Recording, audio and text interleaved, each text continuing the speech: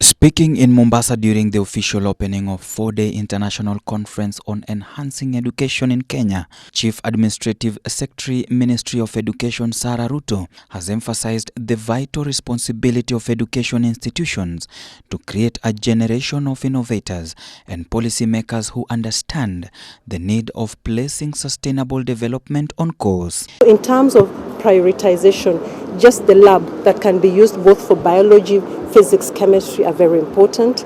Now that we are going into CBC, there are other rooms that are also important.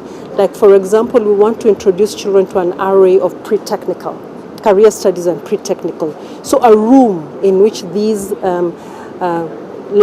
learning can happen is important for all schools to identify. So increasing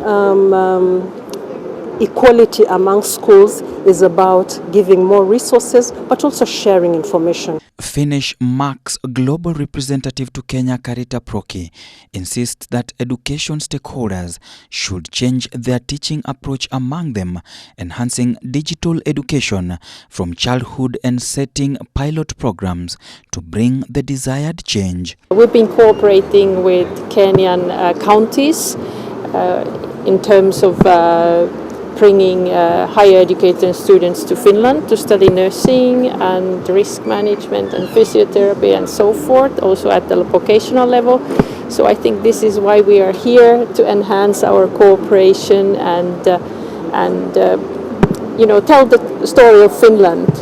Finnish education has been very successful, and it has been talked in many. Principal Secretary, State Department of University Education and Research Simon Nabukwesi has lauded the partnership, saying Kenya will borrow the best of their practices in the education system and bring the required change in terms of socio-economic development. So we are here to notify Kenyans that opportunities are here, and the Finnish people are very friendly and willing to support Kenyans who are thirsty for more education to go to Finland, at the same time to learn from their best practices, especially in training implementers of CBC, monitoring. Sarah says there is need to align the curriculum at all levels to international best practices in educational systems in order to make learning more meaningful. She reiterated that competence-based curriculum CBC currently being implemented in Kenya